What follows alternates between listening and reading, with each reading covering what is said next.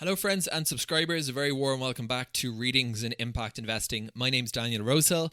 This is a new podcast and an accompanying YouTube channel where I read important material in the world of impact investing, often taking the form of reports or web pages in the public domain so that folks can listen to this material rather than read it. So if you want to get it while you're listening, while you're commuting or at the gym, etc., subscribe. Our website is readingsiниmpact.org. And this podcast can be found through Apple Podcast, Spotify, Google Podcasts, to name but a few.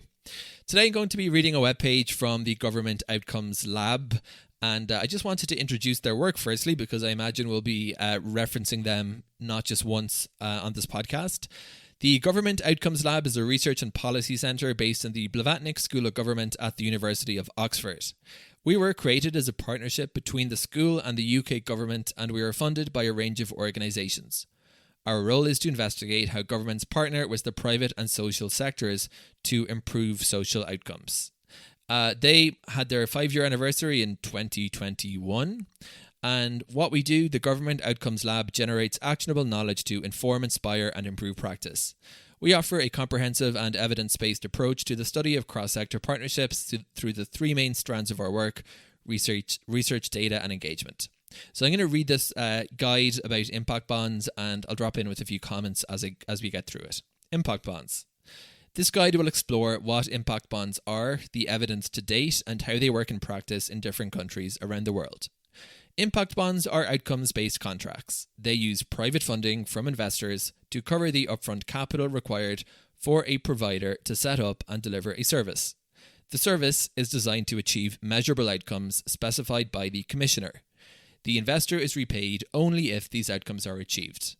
Outcomes-based contracts, including impact bonds, differ from traditional contracts by focusing on the outcomes rather than the inputs and activities.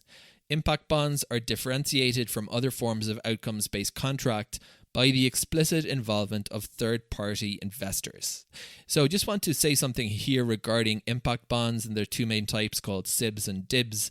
So these are tripartite contracts basically involving a delivery organization, investors, and an outcomes payer, and they're sort of arranged according to these contracts.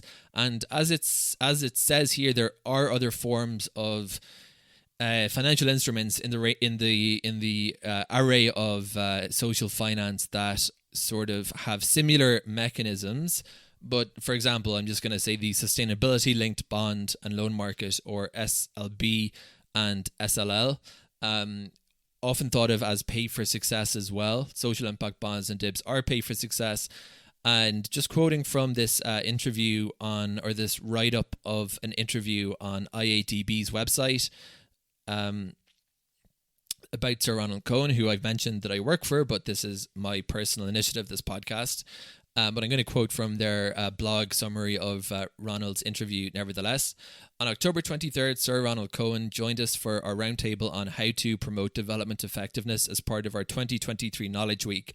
He commented on the growth of pay-for-success financial instruments, which have evolved from the issuance of the first social impact bond in 2010, aimed at reducing criminal recidivism in the UK, to a 1.25 trillion sector of sustainability-linked bonds and loans. These instruments, SLLs and SLBs, are centered on the concept that investors should be rewarded based on the achievement of predefined environmental or social targets. They are rewarded through basically getting cheaper financing. The interest, there's a step-down coupon that if they achieve these goals gets kicked into action, and there's a step-up coupon that if they don't makes the debt more expensive. The move away from just optimizing risk-return to optimizing risk-return and impact is a very significant change, he said, adding that outcomes partnerships, typically involving investors, governments and service providers, deliver services for half the price of the traditional service fee. So I'm mentioning this to point out that there are sort of a bunch of allied instruments in this constellation. I think that's a better term than the one I used earlier. And impact bonds were the original, if you will, pay-for-success instruments, and they've since spawned these other instruments that are actually simpler because SLBs and SSLs just involve the borrower and the issuer, but they're all kind of going in the same direction. This resource from the Government Outcomes Lab just refers to impact bonds, so I don't think we're going to get into SLBs and SLLs, but I just wanted to mention that just to kind of draw the connections here in these evolving forms of sustainable finance. So let's go back to the Government Outcomes Lab's text here. Social impact bonds, SIBs, also increasingly referred to as social outcomes contracts, SOCs. And again, this is just to make another note. This is kind of the unfortunate thing about the acronym soup that we deal with so commonly in this industry is it gets massively confusing. So as they note, social impact bonds, I've seen them a lot referred to as social outcomes contracts, SOCs. So that's, I don't know if that's kind of trending as an alternate terminology, but they are also, it is true that they are frequently referred to as that. Because I just read a report talking about social outcomes contracts and they use that language instead of SIBs. Social impact bonds, which are also increasingly referred to as social outcome contracts or SOCs, generally refer to IBs in which the outcome payer is the government which represents the target group. This is similar to the Indigo domestic impact bond in which all of the outcomes payers are located in the same country as service delivery. So we're going to see why that's important just in 1 second. Development impact bonds generally refer to IBs, impact bonds, in which the outcome payer is an external donor, an aid agency or a government or multilateral agency or a philanthropic organization. In practice, DIB is often used interchangeably with what in our Indigo dataset are identified as international impact bonds, those in which at least one of the outcome payers is located in a different country from the service delivery. So let's just roll back a second here about these overlapping terminologies. So we have social impact bonds and social outcomes contracts often mean the exact same thing. And the distinguishing factor between SIBs and DIBs is that these the outcomes payer, all the contracting parties are generally located in the same country. Development impact bonds, we're kind of moving here into development finance. So the outcomes payer could be a multilateral agency or a DFI. So they're not necessarily co-located in the same country. And I just also got information or narrated information today from Brookings, which was showing that it's about 93% of the impact bonds in issuance are SIBs and 7% are DIBs. So there's been a lot less uptake on the DIB as a form of structure than there has for SIBs.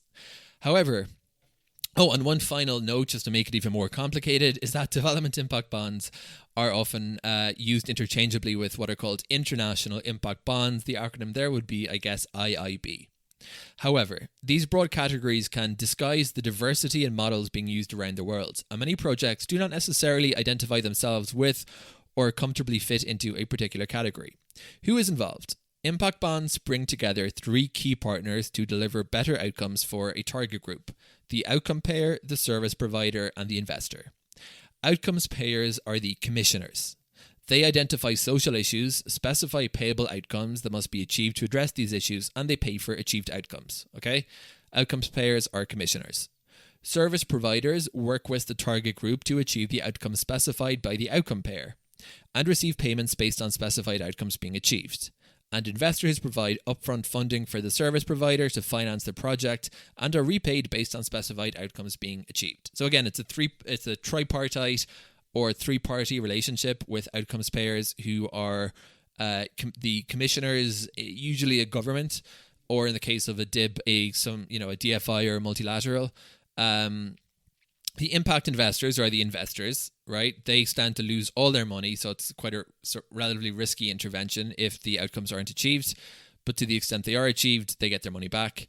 And then you have the service providers who are actually delivering the social intervention, whether it's something related to recidivism or homelessness or diabetes or whatever the case may be. They're the actual organization doing the social good on the front lines. And of course, it says who's involved. There's only three, but I think it's actually... I always think it's a bit kind of silly that we don't look at the actual people who is involved, because we're missing the most important group of people, which are the people whose lives are being hopefully improved through this intervention. So in the finance relationship, there are three people, but there's another group of stakeholders, and that is the people who are receiving the service delivery. And because ultimately that's what this is all about. It's about achieving lives or improving lives.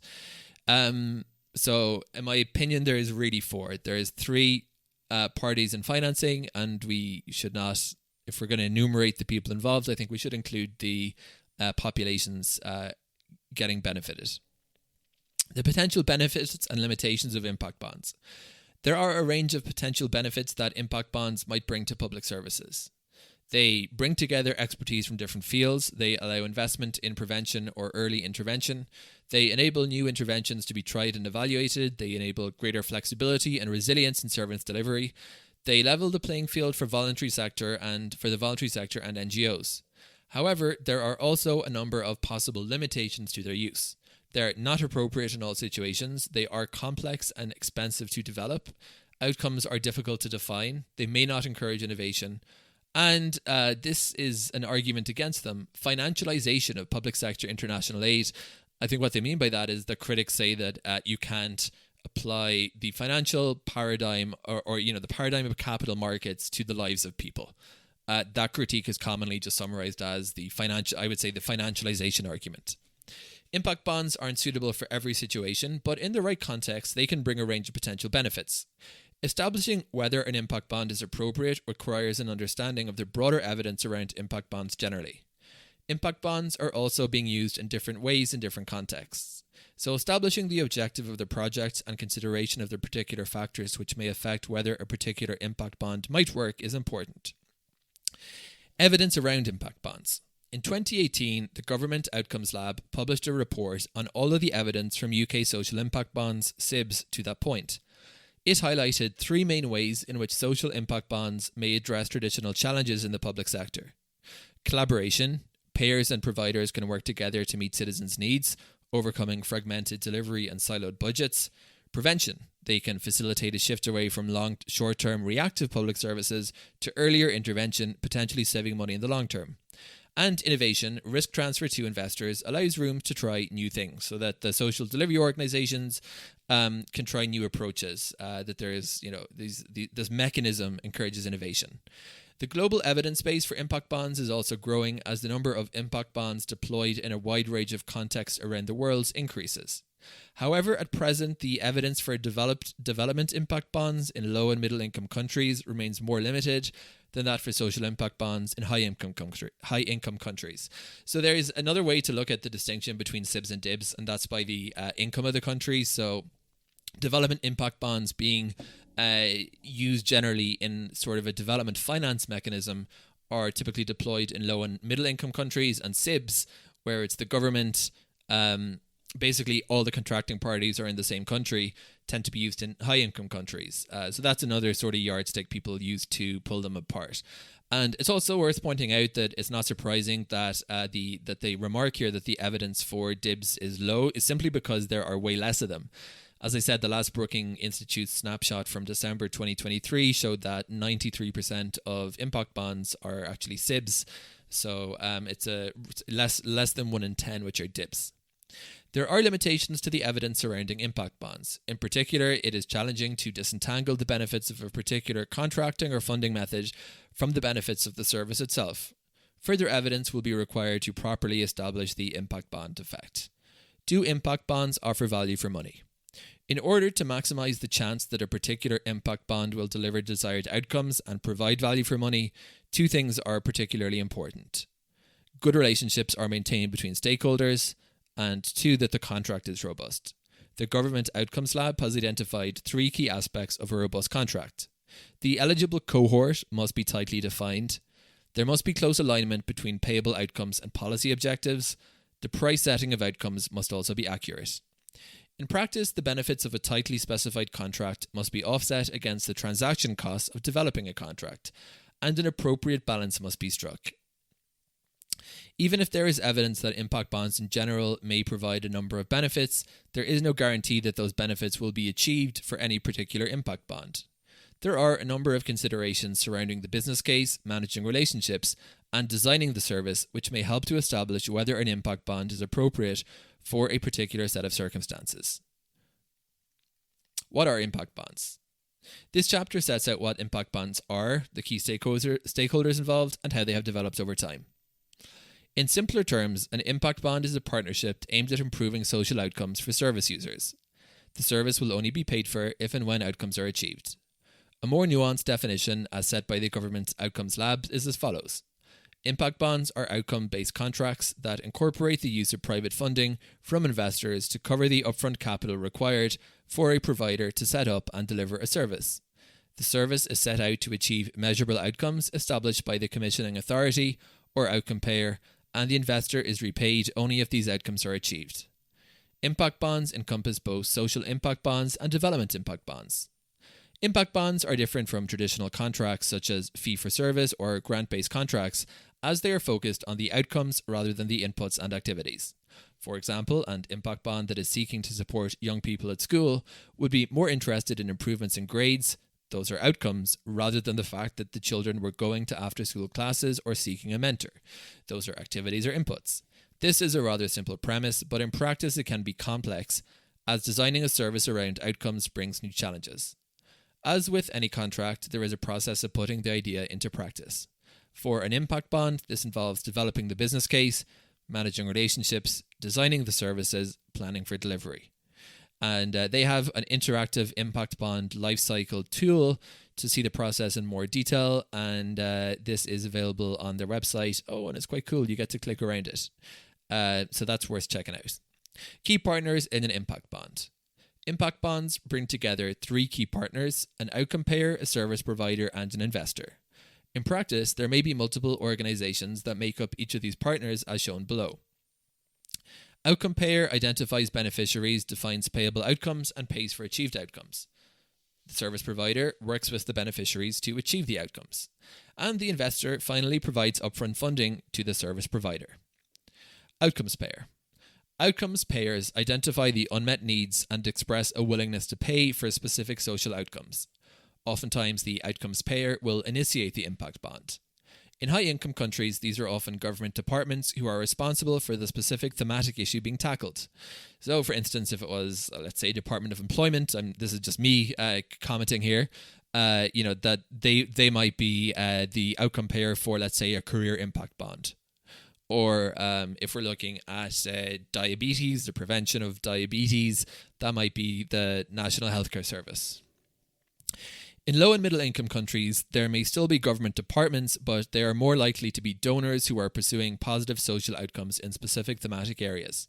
For instance, in the US, the New York State Department of Labor was the outcome payer for a project to reduce reoffending and offer job training programs.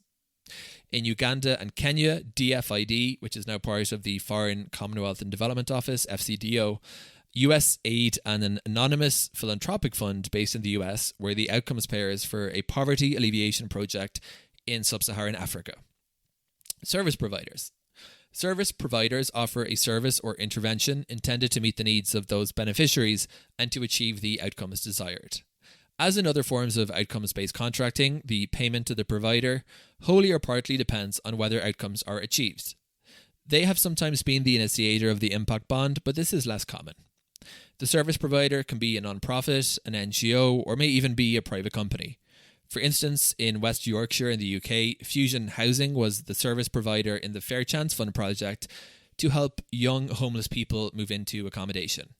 In India, Educate Girls was the service provider aimed to support young girls in Rajasthan to enroll and do well at school. Investors. Investors provide arrangements to finance the project over its duration rather than expecting the provider to finance from their own services or from loans with set payment schedules. So this is, I think, an important thing here in the impact bond is that because it is pay for outcomes, they have a little bit more leeway rather than facing the pressure of fixed term loans that, actually meeting their financial obligations can be a major distraction, because really it's ideal that these people, the service providers, should focus on providing the service and not on getting involved in debt. Repayment to investors is based whether wholly or partly on whether the outcomes are achieved. This protects the service provider from all or part of the financial risk. The explicit involvement of one or more investors differentiates impact bonds from other forms of outcome-based contracting.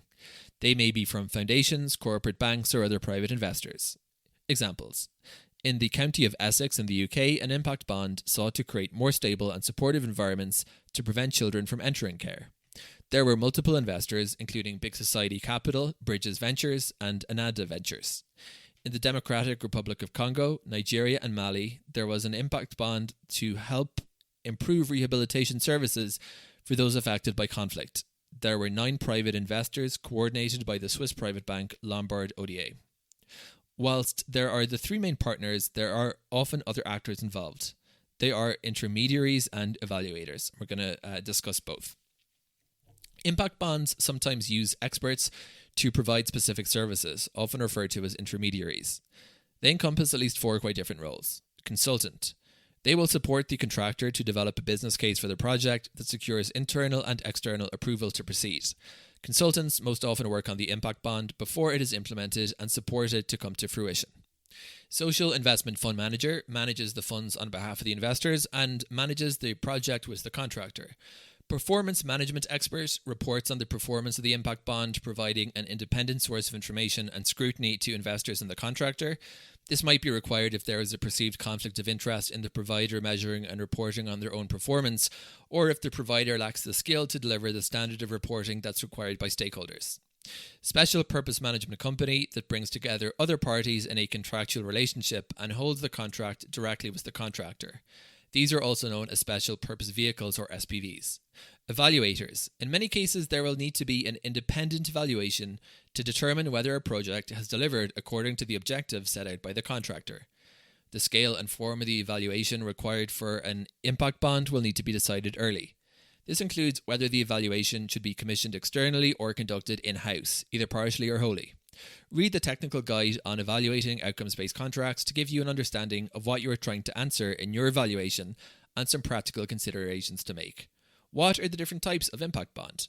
Having explained the definition and key stakeholders of impact bonds, it's important to explain that there are different types and terms used to describe them. In the UK, they have been referred to as social impact bonds, SIBs, or increasingly social outcomes contracts, or SOCs, and note the word increasingly there. That is definitely in line with what I'm seeing. More recent reports tend to refer to SOCs. In Europe, these are often referred to as social impact partnerships. In the US, they are known as pay for success or PFS schemes. In Australia, they're often referred to as social benefit bonds. And I would add one more, in fact, to this list, and that is results-based financing, or RBF, which is a term I've seen used in the development finance space. So there's actually a bunch of different descriptors being used across the globe to refer to pretty much the same thing. And I think this is something that everybody in the space does find a little bit frustrating. While there are differences between the ways these countries design and develop these programs, they are referring to the same program. This guide will speak of social impact bond when referring to these programs so as not to confuse the language. In low and middle income countries, impact bonds are referred to as development impact bonds or DIBs. There is a distinction to be made here that is more than the terminology which we use. The difference between SIBs and DIBs is who pays for the outcomes. In a social impact bond, the outcome payer is generally a domestic government, whilst in a DIB, the outcome payer may be a donor, like a government or a multilateral aid agency or philanthropic funding. You can see this distinction in the examples provided above. In practice, DIB is often used interchangeably with what in our Indigo dataset are identified as international impact bonds, those in which at least one of the outcome payers is located in a different country from the service delivery.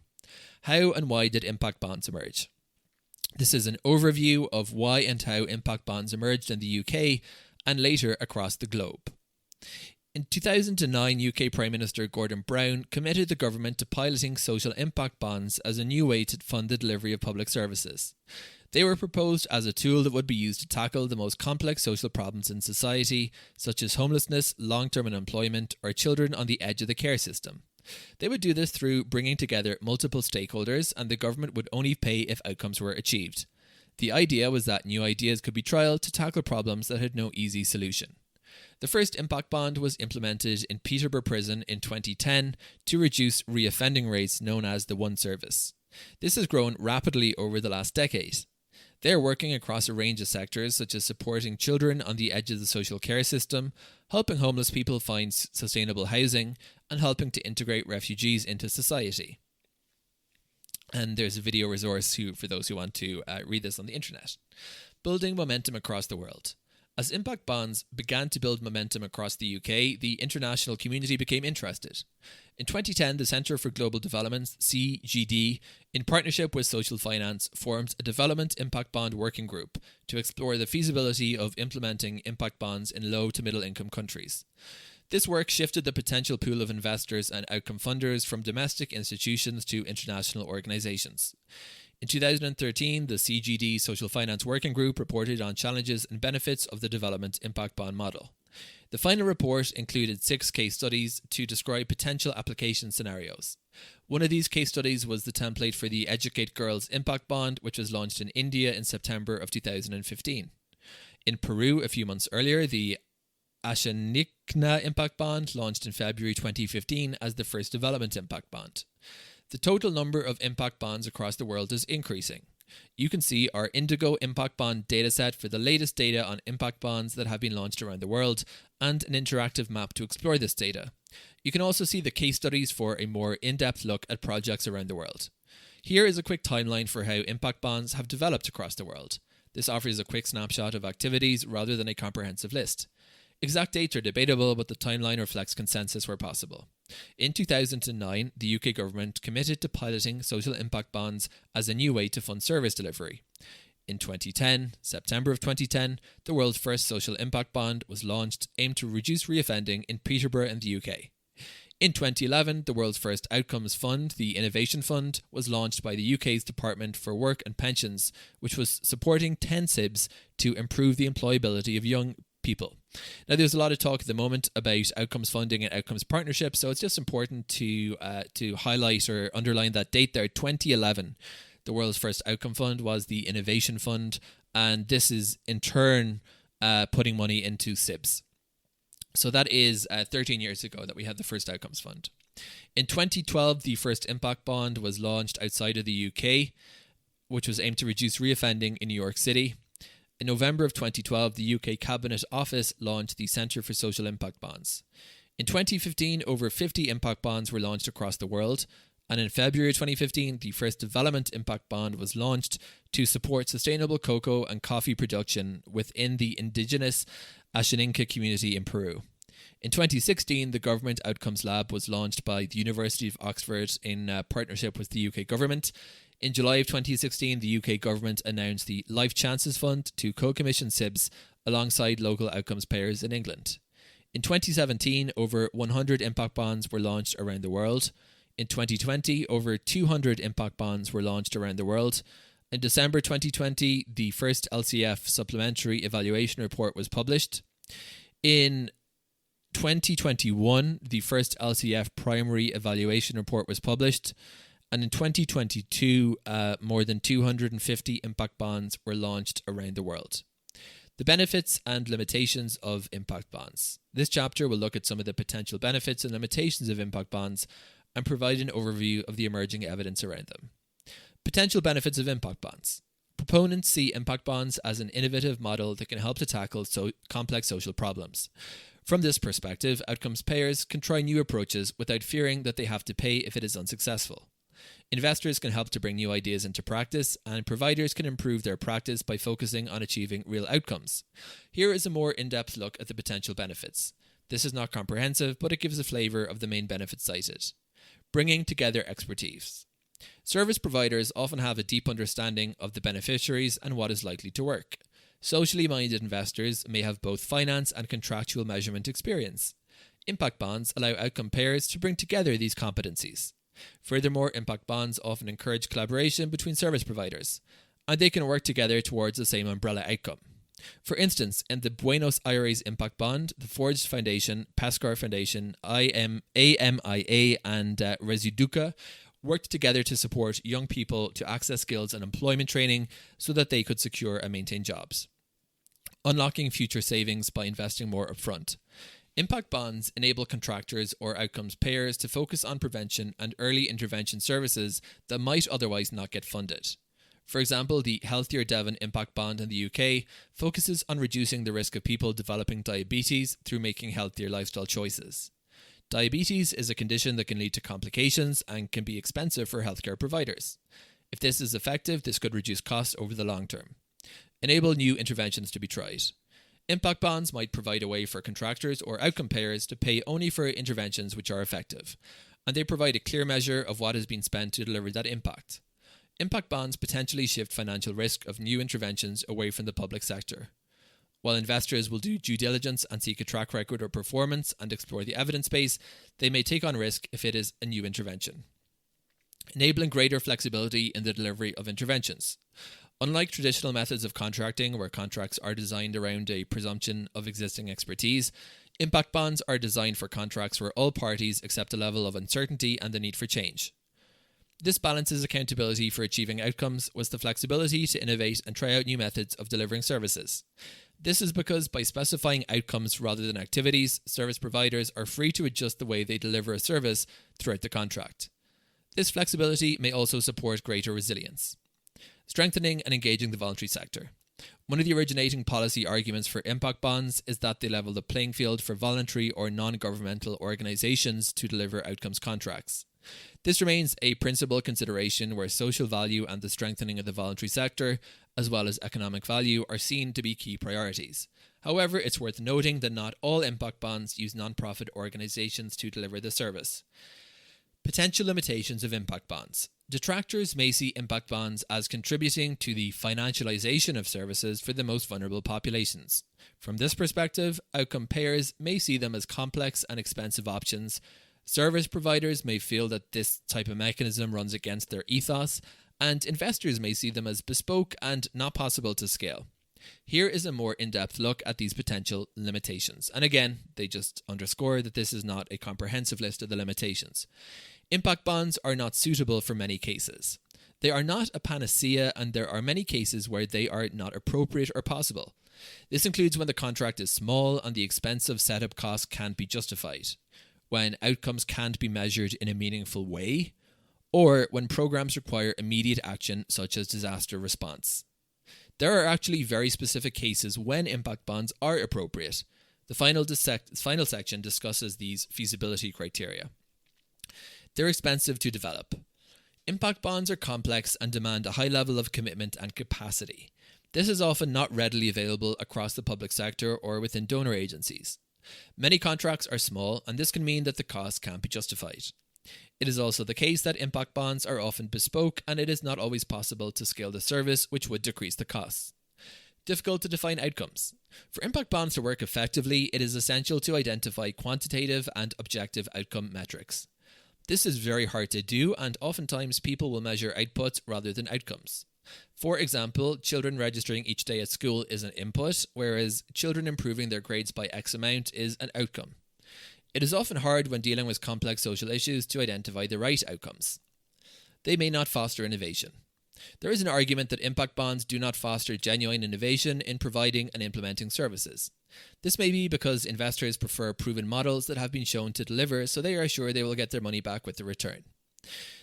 Finally, they represent the financialization of the public sector or international aid. This is a highly debated topic, and often people make this form from an ideological standpoint. Financialization refers to a process whereby economic and public policy making are subordinated in favor of the interests of the financial sector. Those holding this position may argue that it is not moral to make profit out of supporting vulnerable people. I think that's a very, very important limitation or critique of this model. That again is just kind of bucketed under financialization. The evidence around impact bonds to date. This chapter gives an overview of the evidence around impact bonds from a UK perspective, and then looking to evidence from around the world. Evidence from the UK. As impact bonds began in the UK, a lot of the research has emerged from there. After looking at the state of play of all the social impact bonds to date, the Government Outcomes Lab produced a report collating all the evidence. This is a useful starting point. The report was published in July 2018 and is called Building the Tools for Public Services to Secure Better Outcomes, Collaboration, Prevention, Innovation. Perhaps I will get round to reading that report at some point in this podcast. This report found that impact bonds have the potential to overcome perennial challenges in government, which are the fragmentation of public services, a short-term political and financial focus, and difficulty creating change. The report found that impact bonds may help to reform the public sector through facilitating collaboration, prevention, and innovation. The figure below sets out a theory of change which illustrates how impact bonds may do this and also explains the three factors of collaboration, prevention, and innovation. Why use SIBs? Public service challenges. Fragmented delivery and siloed budgets, short-term focus, difficulty creating change. Implications for services, fragmented public services, reactive public services and poor performing services go unchanged. And the full theory of change can be seen in figure 2.2 on this webpage. Collaboration. Impact bonds may encourage collaboration as outcome payers and service providers can work together and wrap around citizens to meet their needs. Prevention. Impact bonds may encourage earlier intervention to prevent a crisis, which saves money in the long term and tackles the root causes of the problem. Innovation. Impact bonds may encourage innovation as risk is transferred to the investor, so there is room to try new interventions on new forms of delivery and performance management. Understanding the impact bond effect. Rather than asking the question around whether impact bonds work, it is important to consider whether impact bonds are better than other ways of delivering and funding services. Currently, there is no conclusive evidence that impact bonds are better than other ways of delivering public services, such as grants or a fee-for-service contract. The figure below looks at the challenge of understanding how the impact bond works in the context of how it is contracted, not just whether impact bonds work. Many evaluations do not cover this important consideration. Evidence from around the world. There is a growing evidence based on impact bonds in low and middle income countries. Several reports have mapped and analysed this important financing structure. Qualitative analyses focus on interviews to examine the structuring processes, such as this report by the Centre for Global Development and this report by Save the Children. So, as I always mention in this podcast, there is really an abundance of reports in this field, and it is my desire or plan or aspiration, maybe is the best word, to get around to reading as many of these as possible because they're all important, but of course they all do take time for me to read. A number of evaluation reports have now been published on DIBs. The Village Enterprise DIB Evaluation Report shares the results of a randomised control trial on the project.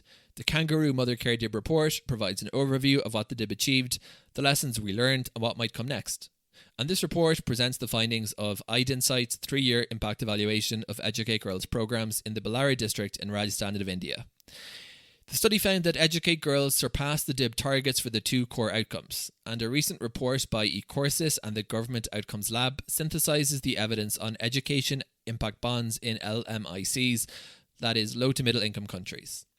In July 2019, DFID, now part of the FCDO, published an evaluation report of the 4 pilot DIBs: the ICRC Humanitarian Impact Bond for Physical Rehabilitation, Village Enterprise DIB, Quality Education India DIB, and Cameroon Cataract DIB. This report sheds some light on how the DIB mechanism affects the setup and design of development projects. In 2021, a second report was published on the DIB effect during the delivery phase. A future report will examine how the DIB mechanism affects performance and sustainability. Do impact bonds offer value for money?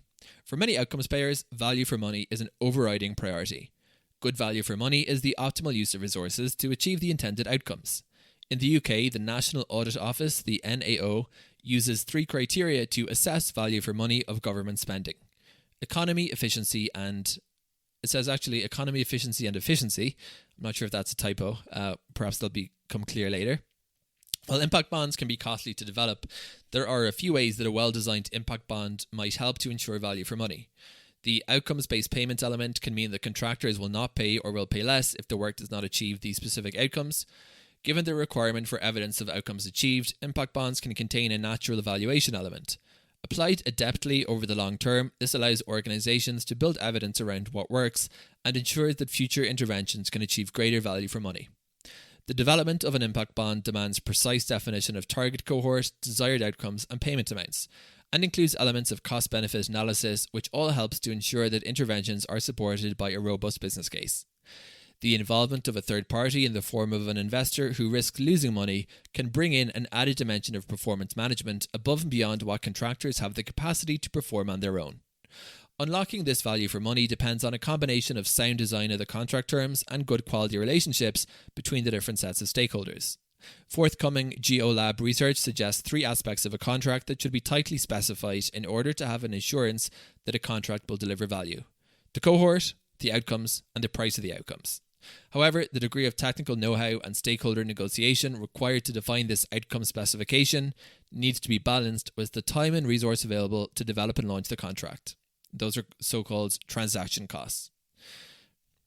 Top 5 publications to read. There are many different publications that look at impact bonds and the evidence to date. There are many more in our publications library, but here are our top 5 to read. I will bookmark this page and try to get around to reading them on this podcast in due course. Building the tools for public services to secure better outcomes, collaboration, prevention, innovation. That was the GeoLab's first publication mentioned above. Came out in 2018. Resilience in public service partnerships, evidence from the UK Life Chances Fund, Fitzgerald et al. 2021. Commissioning better outcomes evaluation, third update report, Rosehill 2022. FCDO and Equirus 2021, findings from the second research wave of the evaluation of the FCDO Development Impact Bonds pilot program, and finally 2019 Tan et al. Widening perspectives on social impact bonds. Key considerations when developing an impact bond. This chapter will look at what you need to do to make sure that your impact bond is feasible. For more details, read these frameworks produced by Social Finance UK in partnership with the Government Outcomes Lab, which examine key conditions and competencies that enable successful delivery of outcomes-based partnerships. Now you understand what an impact bond is and whether it sounds like something you would like to pursue, it is important to consider whether it is actually feasible. You will need to consider both the technical process and the relationships that need to be built and nurtured. Knowing whether your impact bond is feasible can be challenging, but it is crucial to avoid extra challenges further down the line. Here's a checklist of things you need to consider. When developing a business case, can you confirm that there is a clear reason to use an impact bond? It's crucial to be clear and explicit about the reason for using an outcomes-based contract rather than a more conventional form of contract. In our report, Building the Tools, we outline 3 reasons why impact bonds may be a useful tool for public service reform. They are a way to overcome fragmented delivery through collaboration, they're a way to reduce demand for high-need intensive services through prevention, and they're a way to disrupt the usual way things are done through innovation. Before going any further, an outcome payer should be clear whether any or all of these are desired benefits. Next criterion, which they suggest to ask when you're developing a business case for the impact bond is there time to develop it? Impact bonds vary in the time they take to develop. Some have been made in 3 months, but others have taken a year or more. If the response required is urgent, for example, disaster relief, then an impact bond would not be appropriate. Outcomes payers need to consider whether the time period is appropriate. There is a budget to pay for it. Outcomes payers should have a clear idea at the start of where the money to pay for outcomes is likely to come from. A link will need to be made between the type of outcomes which might be paid for and the budget line. This is because it is common that budgets will be specified according to service or policy areas rather than outcomes.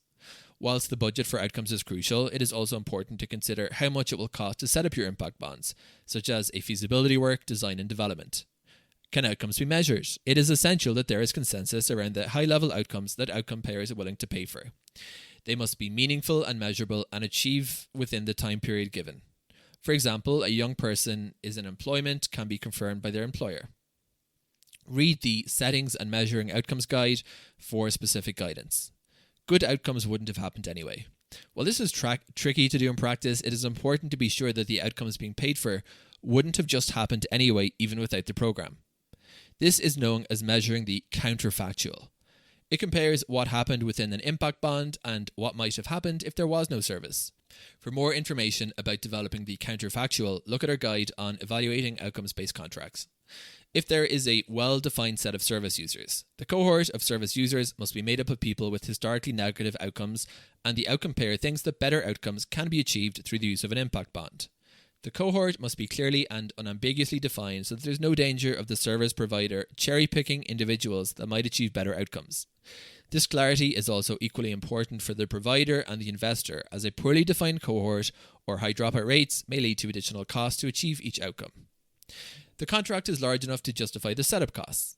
The value and length of the contract also needs to be sufficient to offset the time and cost of setting it up, associated with management and governance of the contract, which may be higher than for other forms of contract. Our project database gives some indication of the typical size and duration of contracts. Many people believe impact bonds would be more effective if they were larger. When managing relationships, can you confirm that there is internal capacity and commitment? One of the main causes of outcomes contracts not achieving a successful contractual outcome is the lack of senior engagement and commitment from stakeholders. The contractor needs to establish an effective project team from the start committed to the impact bond intervention. The provider market has appetite.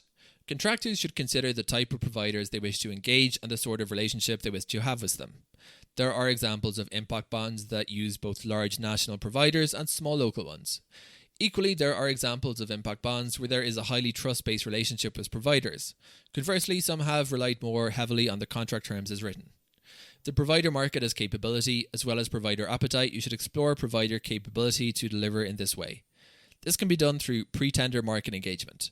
It is also important that there is a likely supply of risk capital.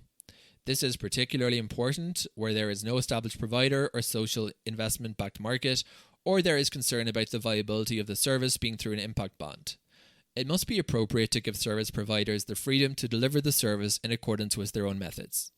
Outcomes payers may need to explore the level of understanding amongst expected providers of outcome-based contracting or impact bonds and the rationale for using these approaches. Whether these providers are likely to respond positively to payments being linked to the achievement of outcomes. Contractors may need to explore the quality of experience and capacity available and the possible role of an intermediary. Interest from investors and whether they see the project as a viable investment.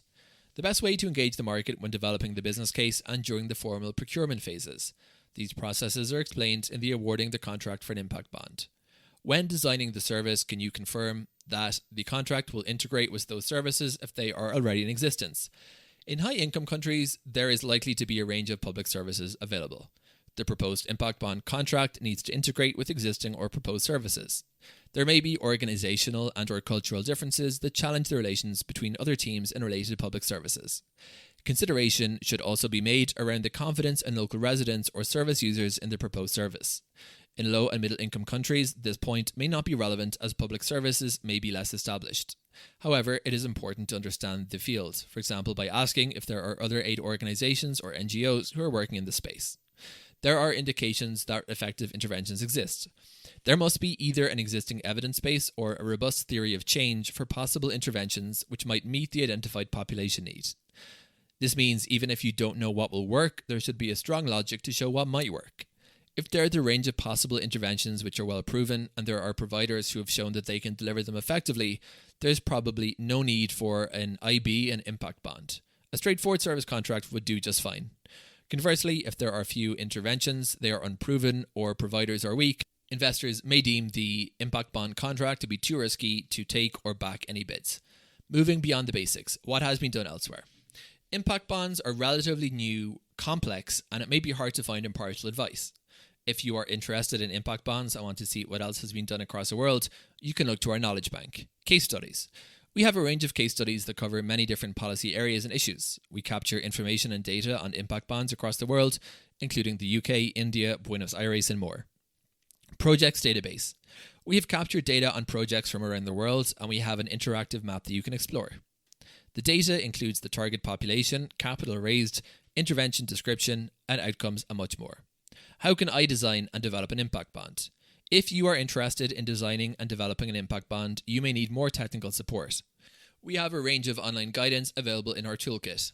Technical guidance, we have many guides that are created by experts, peer-reviewed, and written in an accessible way. They will help with setting and measuring outcomes, pricing outcomes, evaluating outcomes-based contracts, and awarding outcomes-based contracts. Impact Bond Lifecycle. This interactive tool will help you explore how an impact bond works, from ensuring that it is feasible through to implementing it and then evaluating it. If you're interested in speaking with one of our team about impact bonds, we invite you to get in touch with us at golab@bsg.ox.ac.uk. You may have a specific question, something about the technical process, or a challenge you have come up against. And finally, we have the acknowledgements. The GoLab has put together this guide with help from many members of the team. We are also grateful to Maze, who reviewed this document and provided useful comments. We have designated this and other guides as beta documents, and we warmly welcome any comments or suggestions. We will regularly review and update our material in response. And that brings to an end this very, very useful guide to impact bonds from the Government Outcomes Lab. Thank you for listening to it. Again, the website for this podcast is at readingsanimpact.org. My name is Daniel Rosehill, and if you want to get in touch for any reason or to encourage me to read specific reports, because there is just so much out there, and I'm trying really to focus on what's most topical for the world of impact investing as we move through 2024, then do feel free to drop me an email at public@danielrosehill.com. And do check out the rest of the Government Outcomes Lab website. Tremendous resources there. Case studies, which I might get to, reading, and a lot more. So it's a great resource for those who are looking to set up SIBs or DIBs. And I think that gave a very good overview of the differences between them, the benefits, the limitations, and how to set them up, basically, and when they might not be the appropriate structure for a particular social innovation. Thanks for listening to today's episode, and until the next time.